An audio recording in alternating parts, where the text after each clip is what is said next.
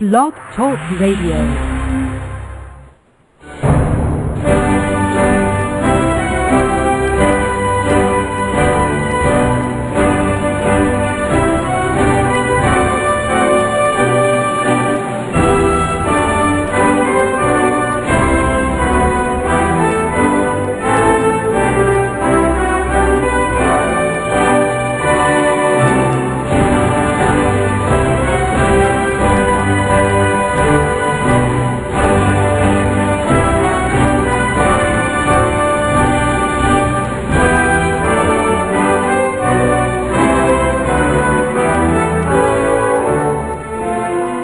Boa noite, meus amigos. Estamos aqui de volta.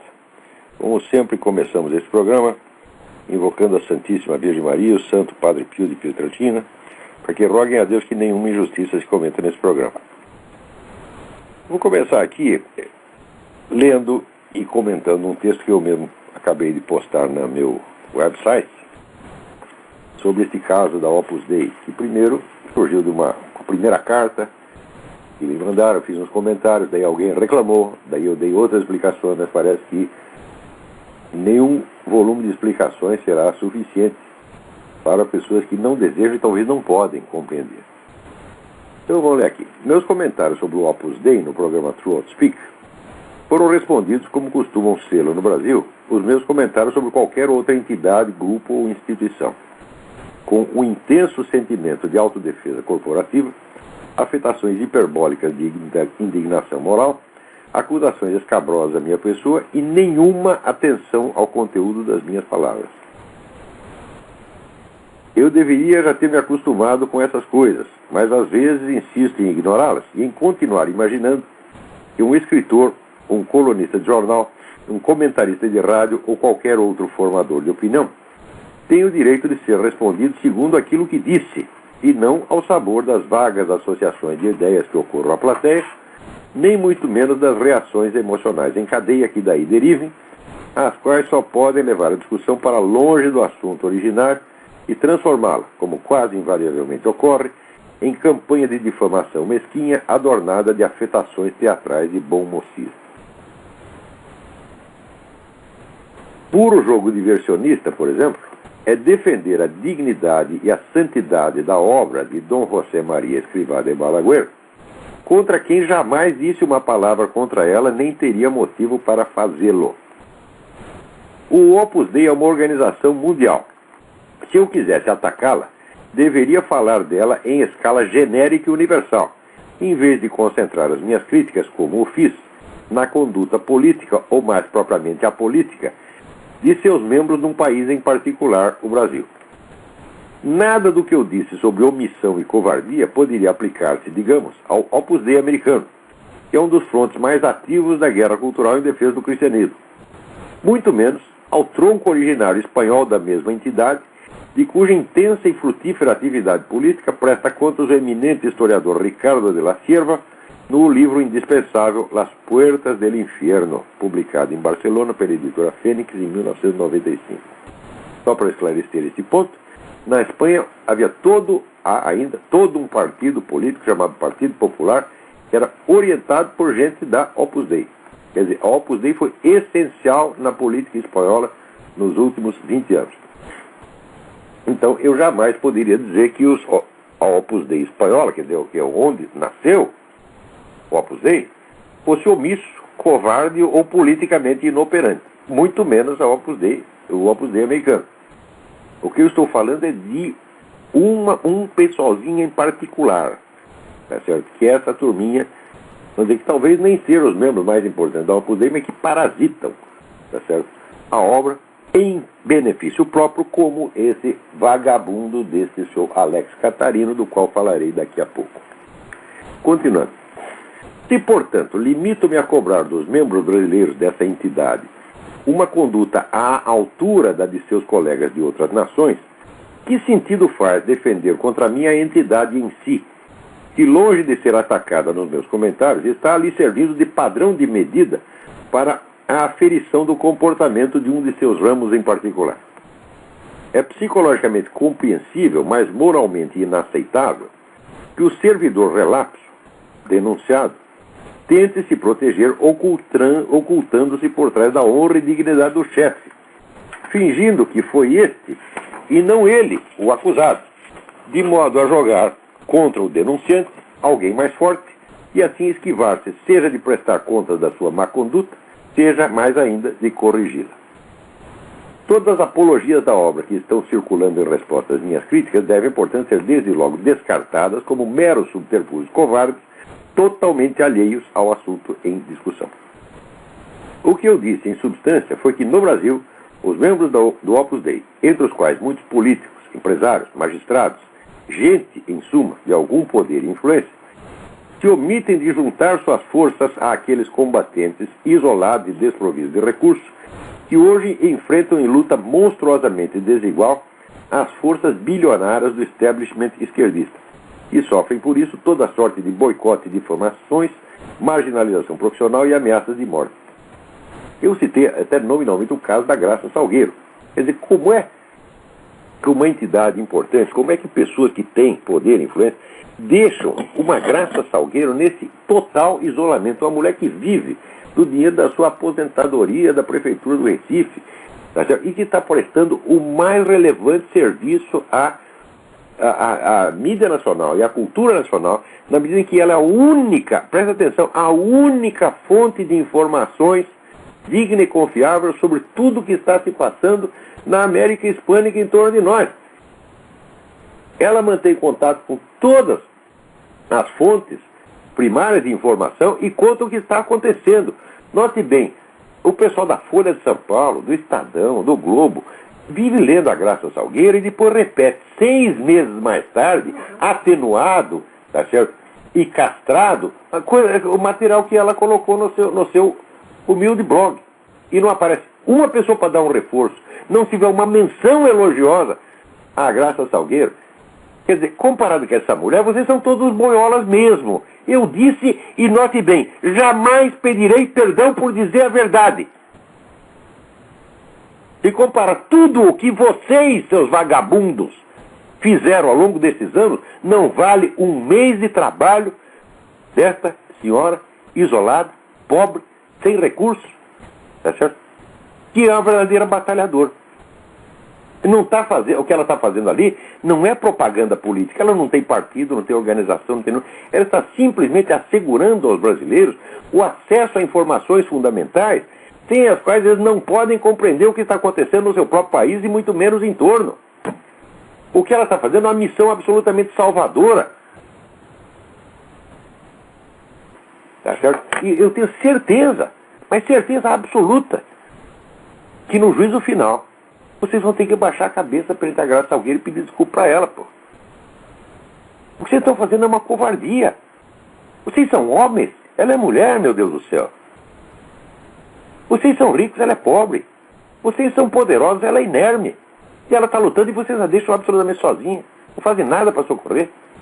Veja esse caso do Júlio Severo. O Júlio Severo não é católico, é um evangélico. Mas, dentro do contexto maior da religião cristã, participa até certo ponto da mesma fé nossa e nós temos obrigação de socorrer. O homem está tendo que viver escondido, meu Deus do céu. De tanta perseguição que sofre, não pode sair na rua. Foi alguém lá do Opus Dei dizer, Júlio Severo, está aqui um dinheiro para você viajar para fora do país. Nós arrumamos, nós que temos ramificação no mundo inteiro, né, na Espanha, na Alemanha, na Itália, na França, nos Estados Unidos, nós aqui arrumamos um emprego para você aqui, sei lá, em qualquer outro país. Saia daqui porque você está correndo risco aqui.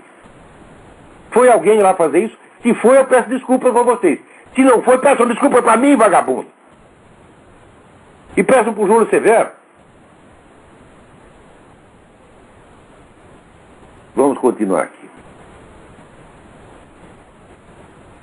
Isso é um fato empiricamente comprovável. Não podendo negá-lo, não tendo um currículo de serviços prestados à causa da liberdade para tapar a minha boca com ele, os acusados apelam então à desconversa e às gesticulações histriônicas de dignidade ofendida, e só podem servir de provas suplementares em favor de minhas declarações. Pois olha, eu estou dizendo, vocês se omitiram no caso da Graça Salgueiro, vocês se omitiram no caso do Júlio Severo, vocês se omitiram no caso do José Carlos Graça Wagner, que eu vou mencionar daqui a pouco, que foi o sujeito que era um membro do Opus Dei, e dedicou anos da vida dele a investigar e documentar as atividades do Foro de São Paulo. E quando o sujeito se tornou doente, incapacitado para trabalhar, e depois morreu, o que alguém do Opus Dei fez para recolher aquela imensa documentação que ele reuniu, tá certo? E esclarecer o povo brasileiro contra o crime que estava sendo praticado contra ele? Algum de vocês fez alguma coisa? Não, seus vagabundos. Vocês deixaram o homem sozinho e deixaram toda a documentação que ele reuniu apodrecendo em caixote. Vocês ajudaram a ocultar o Foro de São Paulo. Vocês são culpados disso. E vocês devem desculpas ao país inteiro por isso. Vai dizer, você não tinha recurso, você não tinha dinheiro para pagar um secretário para ir lá, olha aqui, classifica aí o material do Dr. Graça Wagner, classifica e vamos botar em ordem e vamos divulgar isso aí para o país inteiro. Vocês fizeram isso? Não. E era um membro da sua própria organização. Aqui, seu Alex Catarino, seu João Ricardo Moderno, seus vagabundos, tá certo? Foram ajudar esse seu colega, esse seu irmão, na hora que ele precisava. E esse também sofreu tudo quanto é tipo de ataque.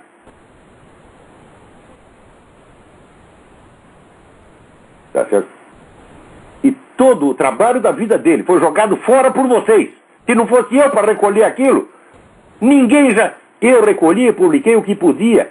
As atas completas, quase completas do Foro de São Paulo, que eu publiquei no Mídia Sem Máscara. Se não fosse isso, ninguém jamais teria ficado sabendo de Foro de São Paulo. E todo o trabalho do José Carlos Graça Wagner teria sido jogado no lixo. Graças a vocês, seus vagabundos. Vamos lá. Dentre as inúmeras mensagens que recebi, uma só tentou levantar contra meus argumentos um fato. Um único fato isolado que parecia contraditá-los. Abre aspas. José Maria Escrivá, escreve o missivista, aliás, bastante gentil, diz que se há algo absurdo para o nosso espírito, seria admitir que alguém deixe de ser católico ao entrar na Assembleia. A nós nos é muito cara a ideia de ser santo no cotidiano, como o exemplo de Gaulle que o senhor citou. Registra, professor, que um dos que revelaram o Foro de São Paulo foi o Dr. Graça Wagner, que por sua vez foi barbaramente perseguido. Ele era particularmente grato e amigo da obra. Fecha aspas. Essa alegação é verdadeira, mas o primeiro a apresentá-la fui eu mesmo, no número de junho de 2006 da revista Digesto Econômico, edição especial sobre o Foro de São Paulo. Abre aspas. O pioneiro inconteste na investigação do fenômeno Foro de São Paulo foi o advogado paulista José Carlos Graça Wagner, homem de inteligência privilegiada que muito me honrou com a sua amizade. Ele já falava do assunto com aguda compreensão da sua importância histórica e estratégica por volta de 1995, quando o conheci. Em 1999, a documentação que ele vinha coletando sobre a origem e as ações da entidade lotava um cômodo inteiro de sua casa. E uma prova da criteriosidade intelectual do pesquisador foi que só a partir de então ele se sentiu em condições de começar a escrever um livro a respeito. Na ocasião, ele me chamou para ajudá-lo no empreendimento, mas eu estava de partida para a Romênia e com muita tristeza declinei do convite. Maior ainda foi a tristeza que experimentei anos depois, quando, ao retomar o contato com o Dr. Wagner, soube que o projeto tinha sido interrompido por uma onda súbita e irrefreável de reveses financeiros e batalhas judiciais que terminaram por arruinar a saúde do meu amigo e de sua esposa, ambos já idosos. Não sai da minha cabeça a suspeita de que a perigosa investigação em que ele se metera teve algo a ver com a repentina liquidação de uma carreira profissional até então marcada pelo insucesso e pela prosperidade. Pelo sucesso e pela prosperidade. Fecha aspas. Longe de contradizer ou atenuar as minhas críticas, o total descaso dos membros do Opus Dei brasileiro pelas pesquisas iniciadas por esse grande batalhador é a prova mais contundente daquilo que eu disse. Se reunida e publicada, a documentação coligida pelo Dr. Graça Wagner teria bastado para bloquear a ascensão triunfante do esquerdismo no Brasil. Se os membros do Opus Dei no Brasil tivessem um pingo de senso do dever, jamais teriam deixado que esse material explosivo continuasse abandonado por anos a fio, em caixotes empoeirados, enquanto os próceres do esquerdismo, protegidos da revelação de seus vínculos com o terrorismo e o narcotráfico, iam brilhando em público como exemplos de moralidade impoluta.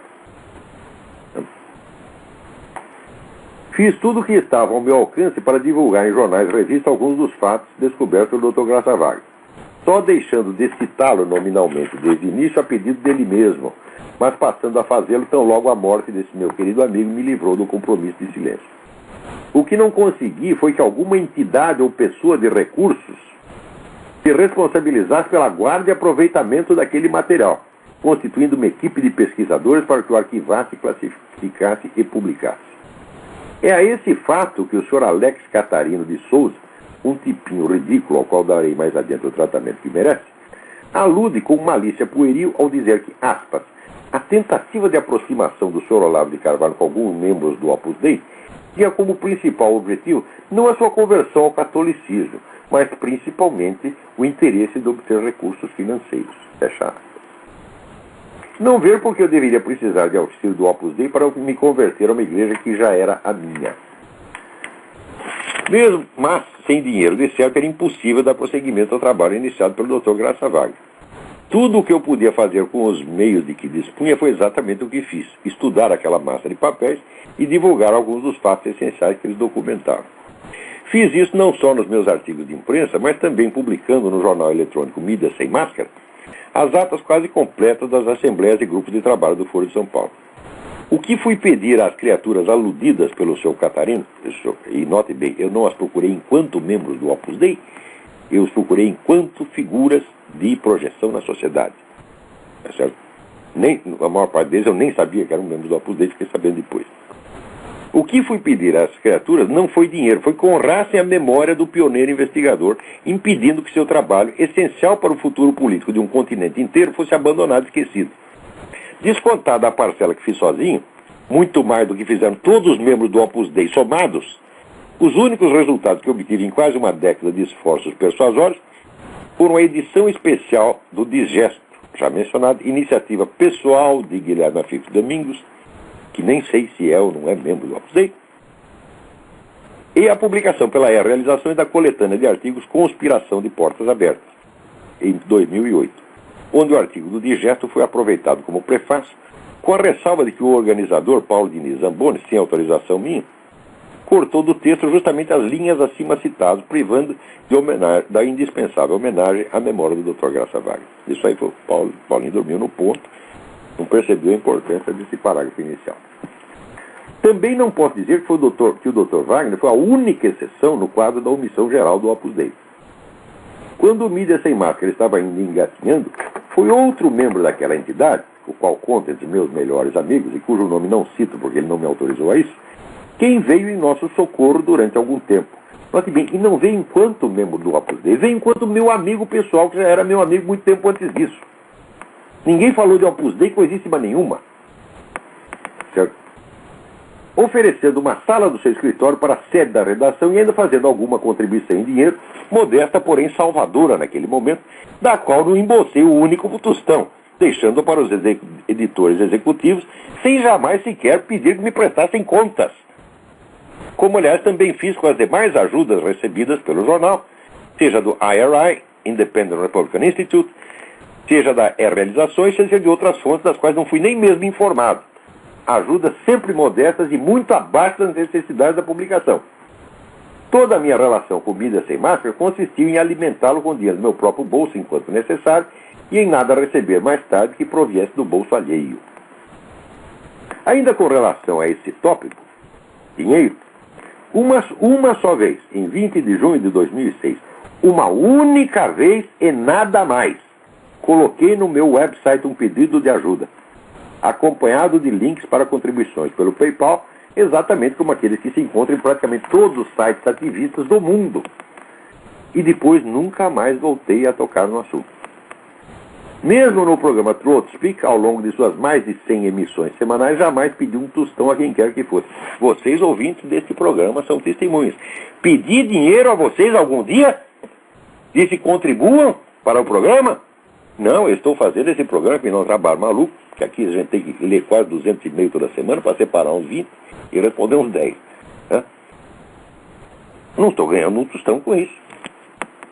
As pessoas que trabalham aqui comigo me ajudam também, ninguém está recebendo nada. E pedir dinheiro algum dia? Não. Mesmo quando abri o seminário de filosofia online, ali depositando os frutos de mais de 30 anos de trabalhos e estudos, só o que solicitei aos usuários foi a taxa mais que modesta de $20 por mês, para cobrir despesas e pagar meus auxiliares.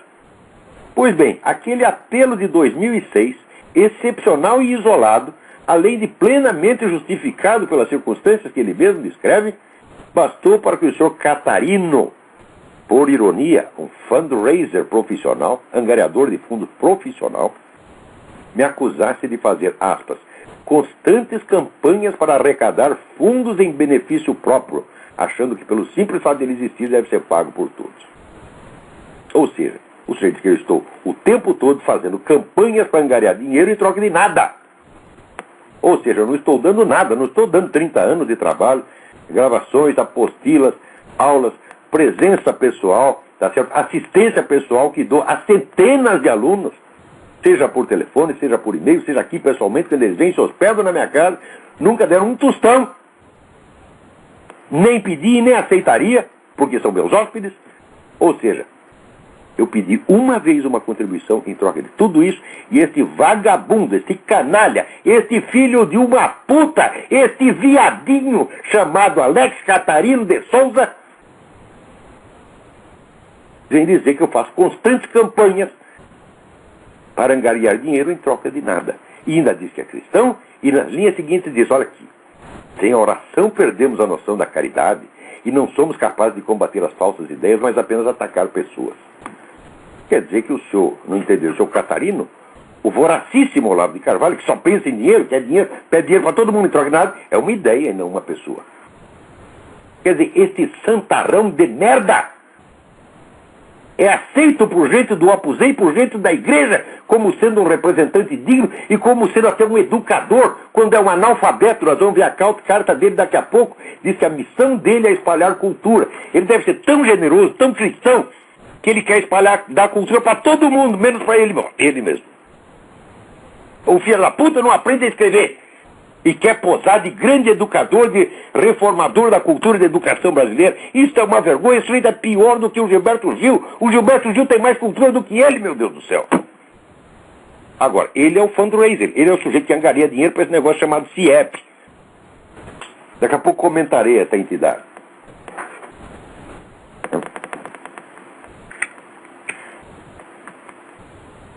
Mas deixamos essas catarinices para a sobremesa. Eu vou colocar o segundo texto mais tarde comentando sobre Catarina. Elas são deliciosas demais para que as desperdicemos por aqui.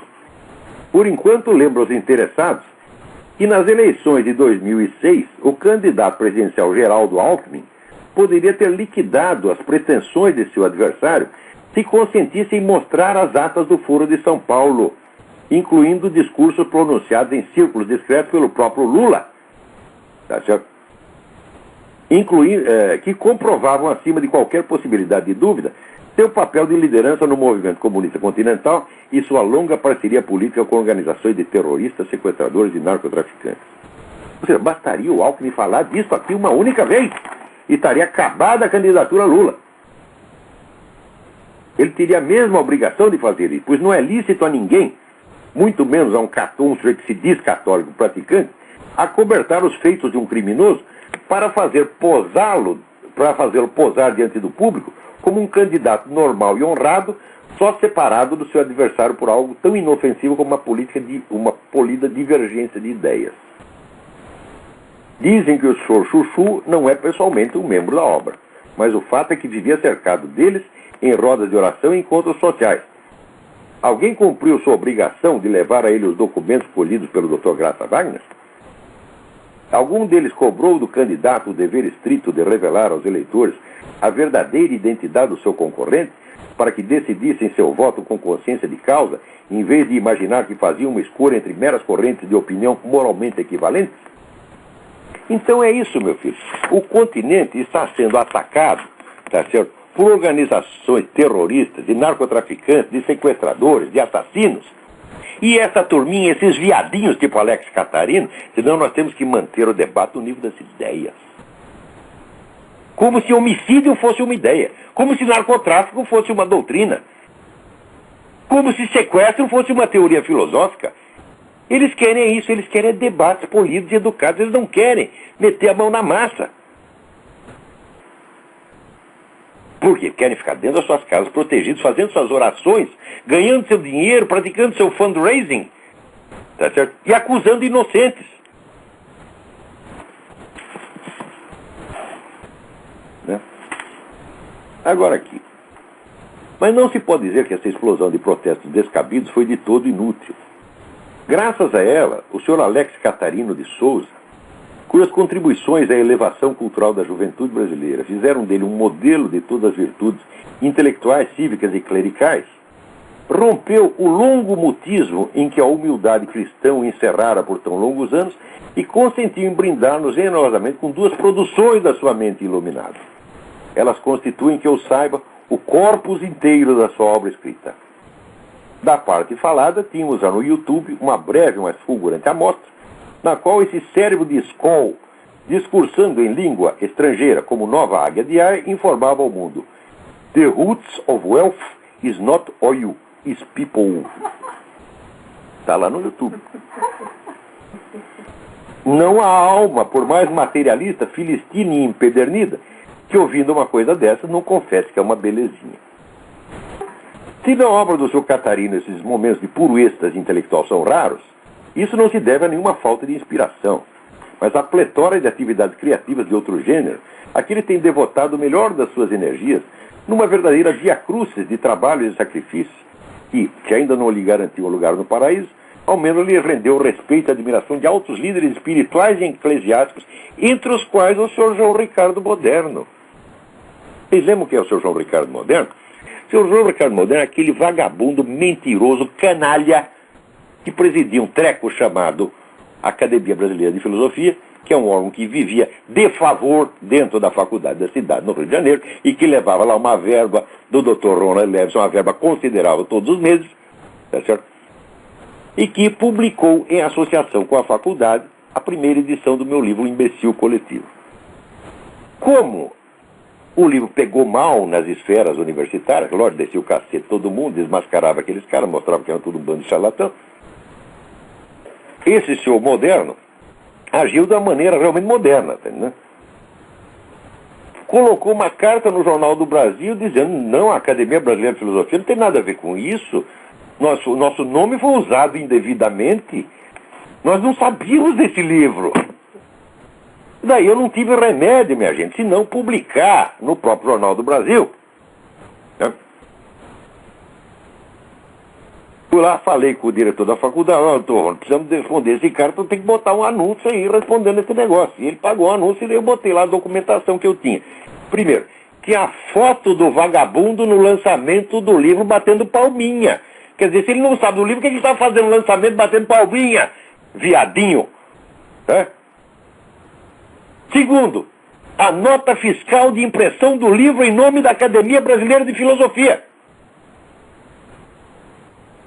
E terceiro, o depoimento do encarregado da parte gráfica, lá do serviço gráfico lá da faculdade, o Luiz Soares, que dizia: não, de fato, foi o seu Moderno que fez isso, a academia que pediu. É claro que desde esse dia esse cara me odeia. Porque esse cara, assim, era rato de sacristia. Vivia lá lambendo o saco de padre. E enganou até o venerável monge, que era o Dom Odilão Moura. Quando eu protestei, ele falou: não, você está enganado. O João Ricardo Moderno é uma alma cristã. Alma cristã é uma conversa, porra. Isso é um mentiroso, um vagabundo difamador barato, como esse senhor Alex Catarino. Continuemos aqui. Vejamos quem é agora o senhor Alex Catarino. Caso esse país de ingratos desmemoriados já não se recorde, foi o senhor Catarino que no ano de 2003, em troca de dinheiro do governo petista, transformou o Fórum da Liberdade, o único círculo de debate verdadeiramente democrático do país, num espetáculo cultural ao gosto da moda. com batucadas e filmes esquerdistas, ocupando metade do tempo que em outras rodadas do mesmo certame foi desperdiçado com palestras de José Oswaldo de Meira Pena, Eduardo Janete da Fonseca e outros intelectos menores, entre os quais esse que lhes fala. O sujeito quase matou o Fórum da Liberdade para pegar dinheiro da Lei Rouanet. Vendeu o Fórum da Liberdade para a esquerda, porra. E é este o vagabundo que fica aí posando de moralista, né? Agora, depois dessa realização memorável, o referido trasladou-se aos Estados Unidos para um curso na Atlas Foundation, durante o qual, abandonando temporariamente os afazeres deste baixo mundo, pôde finalmente aprimorar o seu domínio da ciência que mais estimula intelectualmente, o fundraising. Fundraising quer dizer angariar fundos. Ele é um angariador de fundos profissional. E vem dizer que eu faço campanhas constantemente para... Eu que publiquei uma vez um pedido, eu faço constantes campanhas de arrecadação de fundos. Ó, a arrecadação de fundos é o trabalho dele. É disso que ele vive. Ele angaria fundos em troca de quê? De angariar fundos. Para não dizer que ele não oferece nada, ele nos brindou aqui com duas produções, né, da sua mente. Eu vou ler uma delas, só que é uma mensagem colocada no Orkut. Você vê a elevação espiritual do sujeito. Né? Teve um camarada no Orkut que chamou ele de comunista, né? E ele então reclama, não diga mais isso, não me confunda com um comuna, pois na verdade eu sou um boiola, pelo menos na visão do senhor, não lavo o meu carvalho. Esse apelido me foi dado pela turma da comunidade Olavo de Carvalho nos odeia, que originalmente chamava Nós Odiamos Olavo de Carvalho. Depois, para se fazer de inocente, disseram que eu que os odeio. Eu jamais liguei para esse apelido, que é uma coisa, vamos dizer, de uma grosseria pueril, porque tem piada, meus filhos, que funciona assim, exatamente como praga de urubu. Porque não lavo o meu carvalho, o que é isso? Se o sujeito está reclamando da minha falta de higiene peniana, então, em primeiro lugar, porque ele viu o referido membro. Em segundo lugar, ele o viu de curta distância para poder reparar que estava sujo. E ele o manipulou, cheirou, lambeu e disse, está sujo, não quero mais. Então, seu Catarino, estou falando com o senhor mesmo. Agora, se o senhor fez isso, seu Catarino, o senhor fez enquanto eu estava dormindo. Porque eu não me lembro desse acontecimento traumático na minha vida. Se eu acordasse no meio da noite e visse o senhor mexendo no meu venerável membro, que tem 61 anos de idade, já está gasto e merece respeito, gerou tantos filhos, já adultos, já cumpriu a sua missão nesta terra, e agora pode ser arquivado, pode passar até o arquivo morto, sem reclamar. Se eu visse o senhor mexendo ali e verificando as condições de higiene e manutenção do referido órgão, eu teria um infarto. É o apocalipse. Eu acordo e está lá o senhor Alex Catarino mexendo na minha venerável pica. Isto, se não tiver ele e os 4 mil que usam esse apelido, eu nunca reclamei, porque sabe como é? Sempre que eu ouço alguém me chamar disso aí, é uma coisa assim, sabe, aquela grosseria, insulto de criança mesmo, né? Eu lembro de uma história, né, verídica, que aconteceu no Rio Grande do Sul. E um político lá que era o candidato mais velho, né, a uma prefeitura, sei lá, não lembro que cargo que era. Era um homem de 80 e tantos anos, o candidato mais velho que tinha. Ele está lá discursando e alguém de repente grita assim, aí, velho broxa! E ele disse, meu filho, está reclamando do quê? Eu vim aqui apenas pedir o seu voto e não comer o seu cu.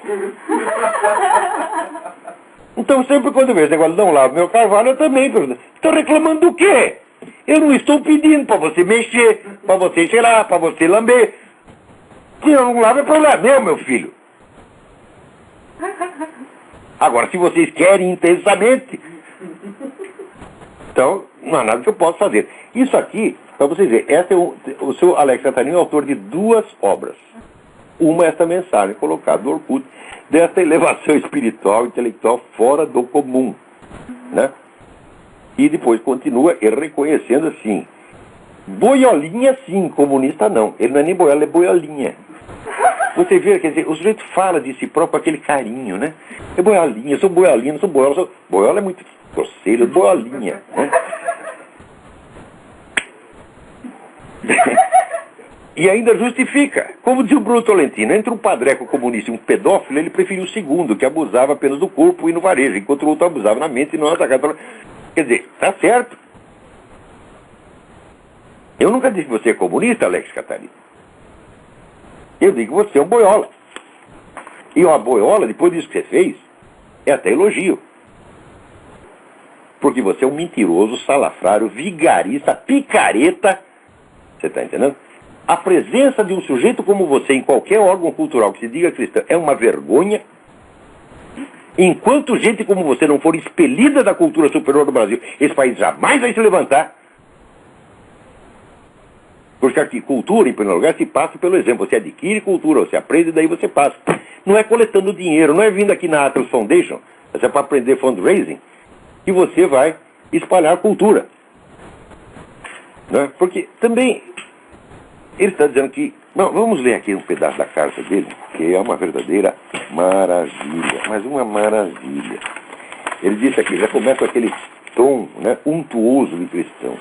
É com grande tristeza, mas nutrido por um senso de dever em alertá-los, informo que minhas suspeitas de que a tentativa de aproximação do Sr. Olavo de Carvalho com alguns membros do Opus Dei tinha como principal objetivo não a sua conversão ao catolicismo, mas principalmente o interesse de obter recursos financeiros.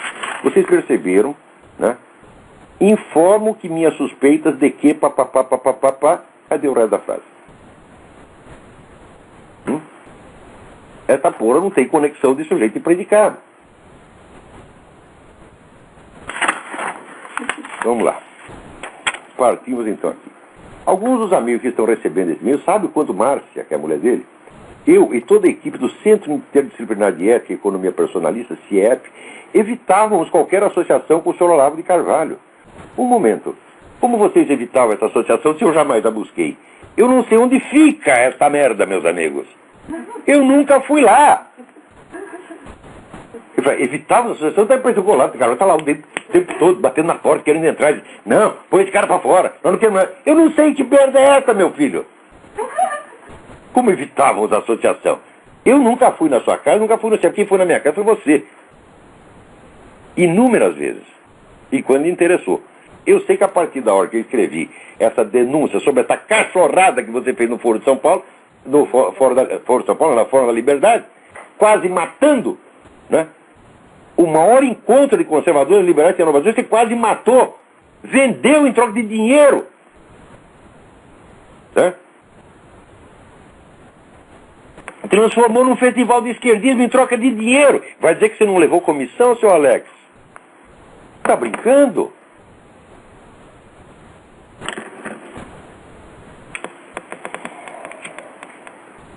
É preciso ter saco com essa gente, viu? Daí continua, ele fala das... Né? Por discordar de suas repetidas tentativas de desviar jovens da vida acadêmica. Né? As nossas instituições de ensino superior têm problemas, mas não podemos nos omitirmos. Não podemos nos omitirmos! E esse cara quer passar cultura superior para os outros. Quando é que vocês vão entender? Que pessoas desse tipo não podem desempenhar uma função na cultura. Esse cara não pode ser professor primário. Quando é que vocês vão entender que picareta, semi-analfabeto, não pode espalhar cultura para ninguém? Se você não pode dar o que você não tem, meu filho. Se quiser dar o cu, dê porque você tem. Vocês mesmos dizem que é boiola. Essa é boiolinha. Tá? Então, dê. Porque você tem um. Espero que tenha. Às vezes suspeito que não tem. Eu cozinho, exatamente. Às vezes suspeito que não tem, porque a merda volta pra cabeça. Então é porque não tem pra onde sair. Tá? Como é que vocês admitem um charlatão, um vagabundo desse, num órgão de cultura ainda ligado à igreja? Meu Deus do céu. E daí, e fala essa coisa, tentativa de desviar jovens da vida acadêmica. Mas desviar, deve ser por querer desviar os jovens da vida acadêmica que eu orientei, extraoficialmente, tantas teses de mestrado e doutorado, muitas delas hoje publicadas, como aquela coisa, né, brilhante do Dalla Rosa, né, o direito como garantia. E umas outras teses que estão circulando por aí. Não vou citar uma por uma, mas, olha, no mínimo umas 40. Tá certo? No Google tem. Procura no Google. Vai ver. Deve ser também por isso que eu lecionei 5 anos na Universidade Católica do Paraná. Né? Deve ser por isso que eu abri também, né, as fronteiras da vida acadêmica para o meu próprio filho, Luiz Gonzaga Carvalho Neto. É claro, eu estou tirando todo mundo da universidade. Quando digo afastar da universidade, meu filho, não é tirar o seu emprego, não. Se você precisa de um emprego universitário, você deve ficar lá. Agora, não tenha a ilusão de que você vai aprender alguma coisa lá. Porque se você estudar na Universidade Brasileira, você vai sair que nem Alex Catarino. Escrevendo, não podemos nos omitirmos.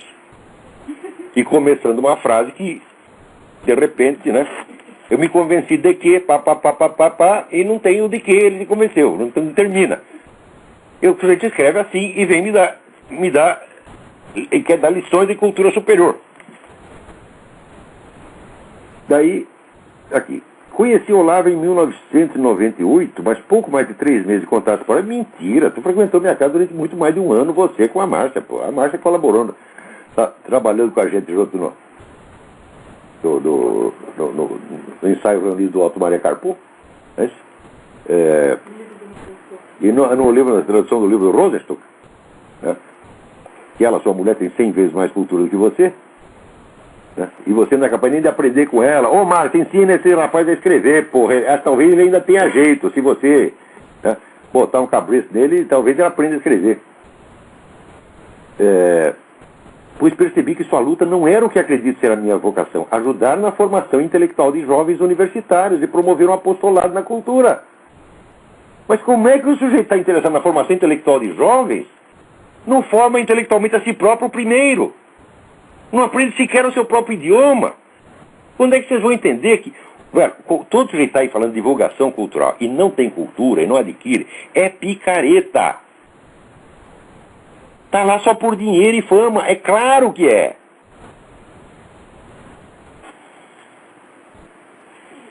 E assim vai. O grande problema... Não, agora o senhor o senhor Olavo de Carvalho lança um ataque contra o Opus Dei. Ora, não ataquei o Opus Dei nenhum, meu Deus do céu. Estou atacando a conduta desses vagabundos que são membros do Opus Dei no Brasil, tá certo? E que não fazem nada, e quando fazem, faz o que faz o seu João Ricardo Moderno, faz o que faz o seu Alex Catarino, e só serve para dar mau exemplo. Com relação a esse negócio de CIEP, né, evitarmos qualquer associação, quem diz que eu vou me associar com essa porcaria? Gente, olha aqui. Vocês sabem você sabe o que você está falando? Eu sou o Olavo de Carvalho. Eu já tive mais de 10 mil alunos. Mais de 10 mil pessoas já passaram pelos meus cursos. E fizeram trabalho de apostolado e de conversão. Digo, meu Deus do céu, são milhares e milhares e milhares de pessoas que ou voltaram à igreja ou foram para a igreja, estimulados por meus artigos, minhas aulas, etc, etc. Eu coloquei os caras na igreja, não estou fazendo eles seguirem a mim, eu estou mandando eles para a igreja. Eu tenho aqui um número ilimitado de cartas que contam isso. Quantos vocês converteram o CIEP? Eu respondo, ninguém. Vocês não converteram ninguém. Porque vocês são hipócritas. E você, seu Alex Catarino, né? Você não pode nem converter ninguém, tá certo? Porque você não tem a menor ideia, tá certo, do que é conversão. Conversão significa, em primeiro lugar, você reconhecer a realidade da sua alma e você aprender a apresentá-la a Deus com sinceridade, em vez de ficar posando e se fazendo de bom menino. Veja, na carta que ele distribui para os membros do Opus Dei, é esse estilo untuoso, sabe, falsamente elegante, né?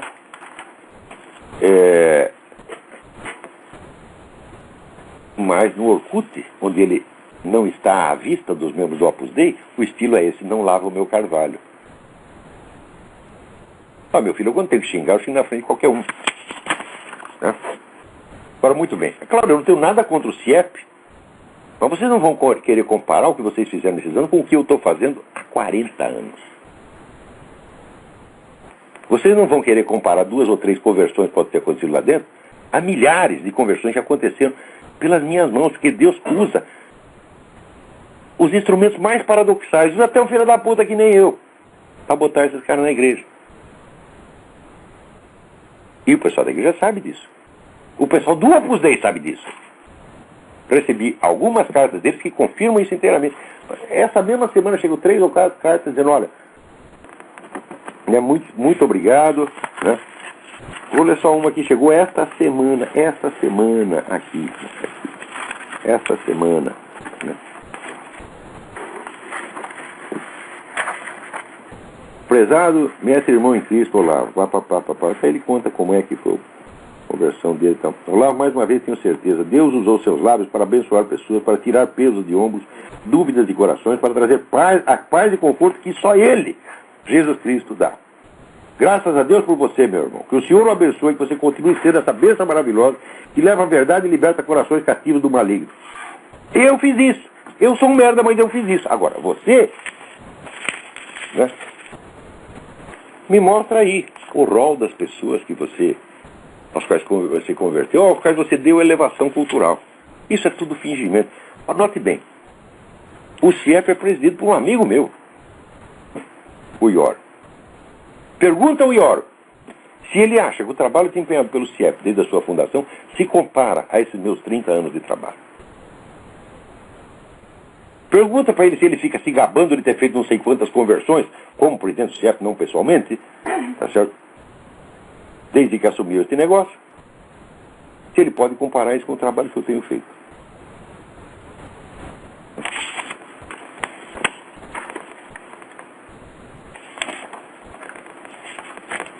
Vamos continuar e vamos ver como é que é isso.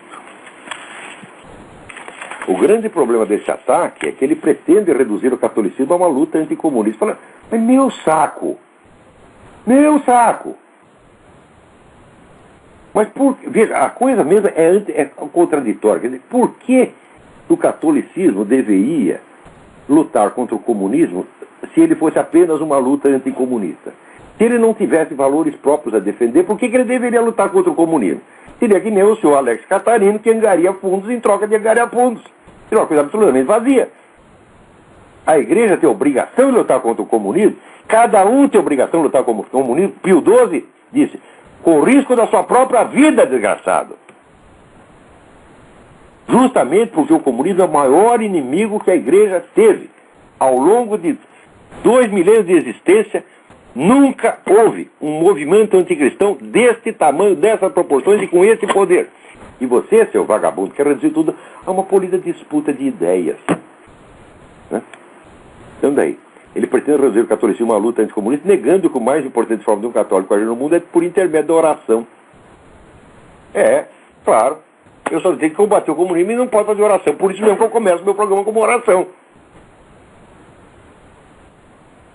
E a primeira coisa que eu faço aqui é oração. E o resto é apenas o exercício daquilo que a oração está mandando fazer, pô.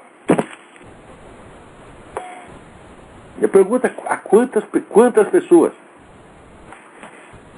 eu mesmo ensinei. O importante é você rezar o texto. Faça isso, né? A quantas eu repeti a frase do Padre Pio? Reze e não se preocupe. Quantas? Então aqui. Sem a oração perdemos a noção da caridade e não somos capazes de combater as falsas ideias, mas apenas atacar as pessoas que professam o erro. Qual ideia minha que o senhor Catarino, combateu? O que ele disse é que eu só vivo cavando dinheiro. Ou seja, que eu estou fazendo exatamente o que ele está fazendo. Né? O que ele disse é se fazer de superior direito. Evitávamos a associação com o senhor Olavo de Carvalho. Como? Se eu nunca fui lá. Como? Eu nem sei o que vocês estão fazendo. Como? Se eu nunca busquei essa associação. Ou seja, está fingindo uma situação que não existe para se fazer de importante. Nós desprezávamos o senhor Olavo de Carvalho. Eu digo, não, meu filho, o Olavo de Carvalho despreza você há muito tempo. Eu nunca procurei você, foi você que me procurou. Mais adiante vem aquele aqui fazendo o cristianismo. Porque o cristianismo não é uma corrente filosófica nem uma ideologia com uma corrente filosófica, mas um fato. E olha aqui, essa coisa de que o cristianismo é um fato, não é novidade, mas quem a introduziu na mídia brasileira fui eu. Eu que comecei a falar isso. E recebi pau de tudo quanto é lado, inclusive de gente do Opus Dei. Como o cristianismo é uma doutrina? Tá aí seu Rodrigo Pedroso ali descendo o cacete, vindo pra cá. De repente aparece o sujeito, pega a minha frase e começa a repetir. Só que nos Estados Unidos isso é crime. Nos Estados Unidos isso é plágio. Agora, a lei brasileira protege o plagiário porque ela só pune a cópia literal de um texto. Não você chupar a ideia do sujeito sem citá-lo. A lei brasileira é omissa nesse ponto. Agora, as minhas ideias que andam circulando por aí, sem nome, são uma grandeza. Garanto para você que metade do repertório do que esses camaradas dizem, aprenderam comigo. E sai repetindo e não cita a fonte. Por quê? Porque o Olavo de Carvalho fala palavrão. O Olavo de Carvalho é brega, nós somos gente chique, nós não podemos sujar nossas mãozinhas. E chamam isso de cristianismo, meu Deus do céu. Meu Deus do céu, onde é que vai parar isto? Que decadência humana, que podridão, que sujeira. Aviso você, gente como o seu Alex Catarino tem que ser expelida a pontapés da vida cultural. Ele não pode ser expelido da igreja. Ó, você vai ajoelhar no milho e ficar rezando quietinho durante 20 anos. Não vai dar palpite, não vai abrir essa sua boca de onde só sai merda.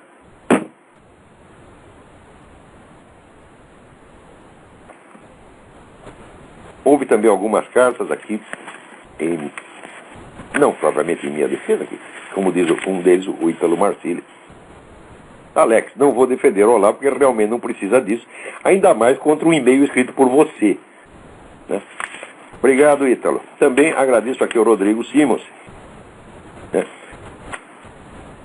Agora, o sujeito termina. Rezemos para que o senhor Olavo de Carvalho, pelo senhor Olavo de Carvalho, para que um dia, de fato, ele se converta. Meu filho, eu não tenho que me converter a nada. Eu já estou lá dentro. Eu estou lá dentro desde que nasci, e estou lá dentro de todo o coração, muito mais do que você. Agora, eu devo me converter à sua religião? Eu garanto, a sua religião não é minha. A minha religião não permite que eu me refira a um homem que aos 60 anos de idade, 59 anos de idade, pela primeira vez, publicou um pedidozinho de ajuda e dizer que esse homem vive em constantes campanhas para angariar fundo em benefício próprio. A minha religião não permite dizer isso.